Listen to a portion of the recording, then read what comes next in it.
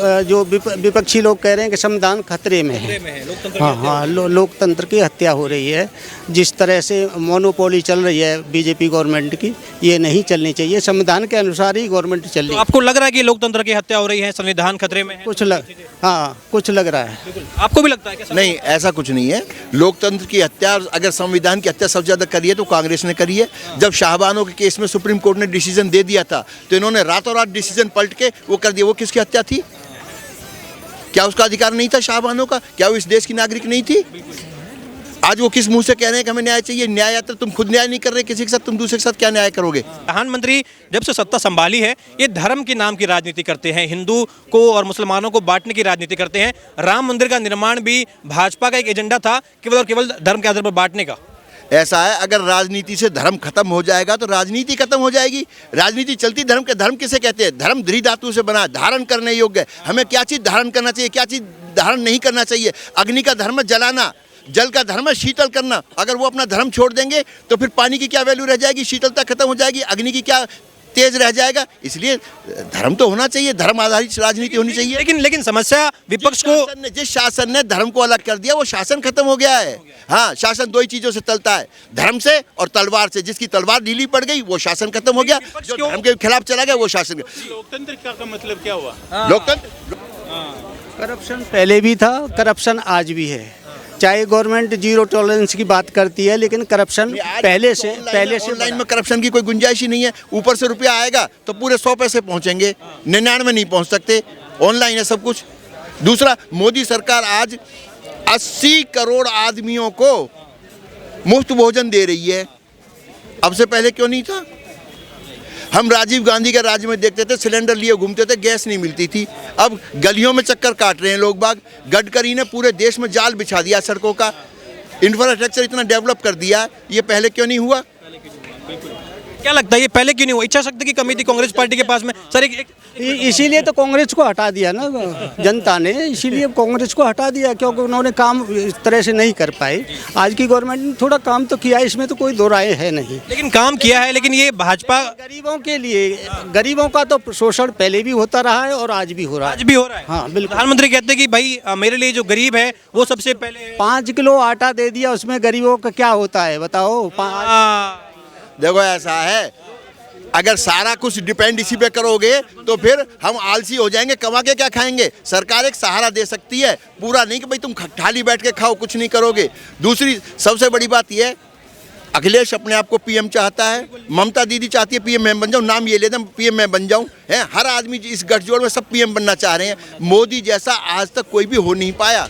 सन 47 में इस देश का बंटवारा हुआ था, प्योर धर्म के बेस पे हुआ था कि मुसलमान पाकिस्तान के लिए, हिंदुस्तान के लिए, हिंदुओं के लिए हिंदुस्तान। आज जो हमारी मान्यता है, कांग्रेस पार्टी का विधायक सरेआम सड़क पे गाय काटता है, क्या ये इस देश का लॉ कहता है? आम जन इनको कैसे स्वीकार कर लेगा? ये राम मंदिर के बारे में इन्होंने एफिडेविट दिया था कि राम एक काल्पनिक व्यक्ति है। इन्होंने ऐसा क्यों किया? आज फिर ये श्रेय लेना चाहते हैं कि राम मंदिर तो हमने ताला खुलवाया था, नरसिंह ने खुलवाया था। ये देश हिंदुओं का है, हिंदुओं के हिसाब से चलेगा। जिसको हमारे देश में मेहमान बन के रहना वो हमारे हिसाब से रहेगा, हम उनके हिसाब से नहीं रहेंगे। प्रधानमंत्री जब से सत्ता संभाली है ये धर्म के नाम की राजनीति करते हैं, हिंदू को और मुसलमानों को बांटने की राजनीति करते हैं। राम मंदिर का निर्माण भी भाजपा का एक एजेंडा था, केवल और केवल धर्म के आधार पर बांटने का। ऐसा है, अगर राजनीति से धर्म खत्म हो जाएगा तो राजनीति खत्म हो जाएगी। राजनीति चलती धर्म के, धर्म किसे कहते हैं? धर्म धृ धातु से बना, धारण करने योग्य है। हमें क्या चीज़ धारण करना चाहिए, क्या चीज़ धारण नहीं करना चाहिए? अग्नि का धर्म है जलाना, जल का धर्म है शीतल करना। अगर वो अपना धर्म छोड़ देंगे तो फिर पानी की क्या वैल्यू रह जाएगी? शीतलता खत्म हो जाएगी, अग्नि की क्या तेज रह जाएगा? इसलिए धर्म तो होना चाहिए, धर्म आधारित राजनीति होनी चाहिए। लेकिन समस्या विपक्ष को, जिस शासन ने धर्म को अलग कर दिया वो शासन खत्म हो गया है। हाँ, शासन दो ही चीजों से चलता है, धर्म से और तलवार से। जिसकी तलवार ढीली पड़ गई वो शासन खत्म हो गया, जो धर्म के खिलाफ चला गया वो शासन। लोकतंत्र का मतलब क्या हुआ? लोकतंत्र, क्या नाम हुआ आपका? मेरा नाम खेमचंद्रा है। कहाँ से आप? मैं बेसिकली दिल्ली से ही है। हाँ। अच्छा, हम जानना चाहेंगे सर, 2024 में लोकसभा के चुनाव है, प्रधानमंत्री के 10 साल का कार्यकाल खत्म हो गया है, ये 10 सालों का रिपोर्ट कार्ड आप कैसे देखते हैं? रिपोर्ट जहाँ तक पहले से तो बेटर है, पहले से हाँ पहले से बेटर है, ये इतना है। बाकी जो हाईवे वगैरह जो गवर्नमेंट ने बनाए हैं वो उनको क्रेडिट जाता है। काम तेजी से हो रहा है। भाजपा बार बार ही कहती है कि गति बढ़ गई है। जब से डबल इंजन की सरकार आई है, मोदी की सरकार आई है, तब से काम की गति बढ़ गई है, विकास की गति बढ़ गई है। कि लेकिन रोजगार का जो रोजगार के उस पर सरकार फेल हुई है। सरकार रोजगार नहीं दे पाई। जो अनएम्प्लॉयमेंट कंट्री के अंदर बहुत बड़ा है। सर क्या नाम हो आपका? दिनेश चौहान। चौहान जी, आपको क्या लग रहा है? 24 का चुनाव बहुत नज़दीक है। लगातार हम देख रहे हैं कि भाजपा भी कहीं ना कहीं अब पूरी कोशिश कर रही है, चाहे नीतीश कुमार को अपने खेमे में वापस लेने की हो, चाहे हम देख रहे हैं कि लगातार हमला हो रहा है राहुल गांधी पर कि वो जिस तरीके से यात्रा कर रहे हैं वो यात्रा कांग्रेस पार्टी का अस्तित्व बचाने की यात्रा है, ना कि एक वैचारिक यात्रा है। क्या कहना चाहेंगे? उनकी इस यात्रा से कोई अस्तित्व बचने वाला नहीं है, क्योंकि उनके पास ना तो कोई ऐसा आइडिया है, ना कोई वो ऐसा वो लेके उद्देश्य लेके चल रहे हैं जिससे वो पब्लिक के सामने दिखा सकें। राहुल गांधी के पास दूसरा, जहाँ तक कांग्रेस पार्टी का संबंध है, उनके पास कोई ऐसा नेतृत्व नहीं है जो सर्वमान्य हो। उनके अंदर कम से कम 8 या 9 प्राइम मिनिस्टर हैं, और मेरे ख्याल से एक ही बनेगा ना प्राइम मिनिस्टर। तो हाँ, बस तो फिर 8-9 कैसे बनेंगे? बिल्कुल सर, जैसे कह रहे हैं कि कांग्रेस पार्टी की सबसे बड़ी कमजोरी क्या है हम, या ये जो इंडिया अलायंस बना है इसकी सबसे बड़ी कमजोरी तो यही है कि नेतृत्व कौन करेगा। एक और जहां इंडिया में क्लियर है कि प्रधानमंत्री हमारा चेहरा है, प्रधानमंत्री से आपको लड़ना है, यहाँ इंडिया गठबंधन में राहुल गांधी भी बड़ा चेहरा है। नीतीश कुमार जब थे तो वो भी, अखिलेश यादव आज भी कहते हैं कि हमारे जो प्रधानमंत्री पद के उम्मीदवार थे भाजपा ने वो हमसे छीन लिए और उन्हें मुख्यमंत्री तक सीमित कर दिया। लग रहा है इंडिया अलायंस में गठबंधन है वाकई में ये? नहीं, गठबंधन मजबूत नहीं है। इंडी गठबंधन जो है वो मजबूत नहीं है। मजबूत नहीं है। मजबूत नहीं है। बिल्कुल। क्या कारण मानते हैं? राहुल गांधी लगातार पहले भारत जोड़ो यात्रा, अब भारत जोड़ो न्याय यात्रा भी कर रहे हैं, बार बार इस बात पे जोर देते हैं कि देश में अन्याय हो रहा है, तानाशाही बढ़ गई, लोकतंत्र की हत्या कर रहे हैं प्रधानमंत्री मोदी। देखो, आज अगर जो है संविधान को लेकर के बात की जाए तो जो संविधान मोदी ने इंटरनेशनल लेवल पर हमारी जो छवि डेवलप कर दी है, चाहे वो सुरक्षा की दृष्टि से हो, चाहे वो साख की दृष्टि से हो, आज तक नहीं हो पाई। पहले मनमोहन जी जाके चुप बैठे रहते थे, ना अमेरिका इनकी कोई कदर करता था, ना कोई और। आज रशिया भी इनकी तरफ देखता है, यूक्रेन भी इनकी तरफ देखता है, इजराइल भी इनकी तरफ देखता है कि भाई हमारा समझौता तुम ही करा दो। तो ये हमारी पावर बढ़ी है, हमारा नेतृत्व बढ़ा। सबसे बड़ी बात है नेतृत्व की। नेतृत्व हमारा कहाँ है? उनके पास क्या नेतृत्व है? वो शाम को भाषण देते हैं, सुबह अपने शब्द वापस ले लेते हैं।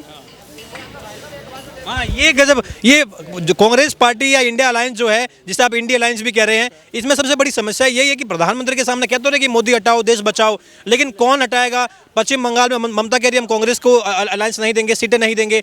पंजाब में केजरीवाल कह चुके हैं कि हम कांग्रेस को सीटें नहीं देंगे। कहाँ एकजुटता है इनमें? कैसे हराएंगे मोदी को? एकजुटता नहीं है ये मान लिया, लेकिन बीजेपी गवर्नमेंट भी सारा पैसा कुछ लोगों को ही दे रही है। ये इससे कंट्री का मतलब बाकी जो लोगों को आई है, कुछ लोगों को मतलब कुछ उद्योगपतियों को सारा पैसा, जैसे आप अंबानी, अडानी। और हाल ही में जब राजस्थान में मुख्यमंत्री अशोक गहलोत थे तो वहाँ पर बहुत बड़ा इन्वेस्टमेंट हुआ, अडानी ने किया।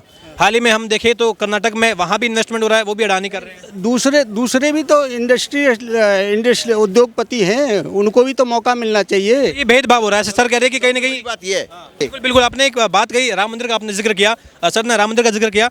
कांग्रेस पार्टी के आलाकमान को जब इसका निमंत्रण गया, 22 जनवरी का निमंत्रण गया, तो ठुकरा दिया गया निमंत्रण। राहुल गांधी का बयान आया, वो कह रहे हैं कि ये भाजपा का इवेंट था, ये संघ का इवेंट था, इसलिए हमने गए। अखिलेश यादव कह रहे हैं कि जो व्यक्ति मुझे निमंत्रित करने के लिए आया उसे मैं पर्सनली नहीं जानता, इसलिए मैं नहीं गया। भाजपा ने कब्जा कर दिया है मंदिर पे। भगवान राम बीजेपी के प्रत्याशी हो चुके हैं। देखो, हमारा मानना है संविधान जो है, हमारा संविधान ये कहता है सभी को अपना पूजा पद्धति जैसे भी जो अपना सकें वो अपना सकते हैं। यानी धार्मिक स्वतंत्रता है। कोई राम के मंदिर में जा रहा है तो वो खुश है। लेकिन आपको लगता है कि ये निमंत्रण ठुकराना कहने के हिंदुओं की आस्था के साथ कांग्रेस ने खिलवाड़ किया? नहीं, आस्था वास्ता का मैं नहीं समझता ये आस्था वास्ता। मैं तो ये समझता हूँ कि जिसकी आस्था है वो अपनी आस्था माने। और चुनावी नुकसान तो होगा ना अगर आपने निमंत्रण ठुकरा दिया ना। देखो, ऐसा है, अब आपको एक एग्जाम्पल देता हूँ मैं। अटल बिहारी वाजपेयी वो अमेरिका गए। अमेरिका में वो खाना जब आया ना तो उसको खाने लगे, तो उनका मित्र बोला कि आप अटल जी आप क्या खा रहे हैं, आपको पता है? तो उन्होंने कहा क्या है? कि ये बीफ है। तो वो कहने लगे कि इंडियन बीफ नहीं है, ये अमेरिकन बीफ है, मैं तो खा रहा हूँ। अच्छा, ये इंडियन बीफ है। तो ये कह रहे हैं कि आस्था जो है ये ये चुटकुले बना रखे हैं। क्या ये उनके साथ थे वाजपेयी के बराबर टेबल में बैठे थे? इन्होंने देखा था कि उन्होंने बीफ खाया? अरे नहीं, अरे हम अमेरिका 4 बार गया हूँ, मेरे पास पासपोर्ट जेब में है, मैं 4 बार अमेरिका, सब कुछ पता चलता है। इसका मतलब हम बुद्धिहीन हो चुके हैं, विवेकहीन हो चुके हैं, जो हमें भी यही नहीं पता चलेगा हम क्या खा रहे हैं। सर हम पढ़े लिखे आदमी, हमको पता नहीं होगा कि हम क्या खा रहे हैं। और एक देश के प्रधानमंत्री शासनाध्यक्ष के साथ कोई ऐसा कर देगा कि उसको बिना पूछे कुछ उल्टा सीधा दे देंगे? सर एक इंटरनेशनल लॉ भी होता है। तो पूरा मेन्यू कार्ड पहले ही आता है कि ये चीजें आप खाएंगे, कहीं आपके स्वास्थ्य के लिए जब प्रधानमंत्री नहीं थे, जब प्रधानमंत्री नहीं थे वो, जब प्रधानमंत्री नहीं थे। जी बिल्कुल ठीक है। मैं आपको क्या लगता है 24 का चुनाव क्या प्रधानमंत्री के लिए चुनौती वाला चुनाव है या एक तरफा जीत लग रही है आपको? नहीं, इस तरह से जैसे नीतीश कुमार ने पलटी मारी है, इस तरह से तो एक तरफा ही हो जाएगा। तो ये राहुल गांधी की यात्रा किसी काम आएगी? राहुल गांधी के लग रहा है ये राहुल गांधी की यात्रा है, ये कोई नुकसान करेगी? इससे कुछ भी नहीं होने वाला। इस यात्रा से इसने पहले भी यात्रा करी थी, तब क्या हुआ? कुछ भी नहीं, और अब भी कुछ नहीं होना। अभी कह रहे हैं कि भाई मोदी, बीजेपी घबरा गई है। सर जनमानस ने अपने मन में बिठा लिया कि दोबारा से मोदी ही, फिर दोबारा मोदी ही, और ये 2042 तक मोदी ही रहेगा। कह रहा है कि तीसरी बार मूर्ख नहीं बनेंगे। नहीं, मूर्ख नहीं बनेंगे। नहीं, मूर्ख नहीं बन रही है, समझदार बन रहे हैं। मूर्ख नहीं बन रही है, समझदार बन रहे हैं, इसलिए बार बार उसको चुन रहे हैं। तो ये नीतीश कुमार ये पलटी मार रहे हैं। अमित शाह कह चुके थे कि कुछ भी हो जाए, उनको सत्ता चाहिए, चाहे सत्ता कैसी मिले, ये इनके प्रकार है, उनको सत्ता चाहिए। भाजपा को भी तो सत्ता चाहिए। 2 दिन पहले ये गाली देते थे मोदी को और इनकी पॉलिसी को, आज ये दोबारा मोदी के पास आ रहे हैं। ये पहले भी एक बार भाग चुके थे। लेकिन अमित शाह भी तो बोल चुके हैं ना कि दरवाजे बंद हो चुके हैं, बिहार की जनता को खुले मन से बोल चुके हैं, अब दरवाजे खोल दिए क्या? अब ये तो वो जाने जो दरवाजे खोल रहे हैं, जो दरवाजे बंद कर रहे हैं ना। हम दरवाजे पे खड़े हैं, ठीक है, हम तो एक प्रबुद्ध नागरिक है, उसकी हैसियत से आपको बता रहे हैं। तो आपको लग रहा है ये जनता को कोई इसमें ऐसा नहीं है कि ये पलटी मार रहे हैं? जनता बड़ी सियानी है, सबको नक्शा दिखा देगी। 24 में ना सबको नक्शा दिखा देगी, और सरकार तो बीजेपी की ही आएगी, चाहे बाकी कोई कितनी यात्रा करो, उससे कुछ भी होने जाने वाला नहीं है। तो राहुल गांधी का भविष्य लग रहा है आपको प्रधानमंत्री की रेस में मोदी के लिए चुनौती बन सकती है? अरे जब तक राहुल जिंदा है कौन हरा सकता है बीजेपी को? ऐसा क्यों? नहीं, जब तक नहीं, राहुल जिंदा है, बीजेपी को कोई नहीं हरा सकता। ऐसा क्यों?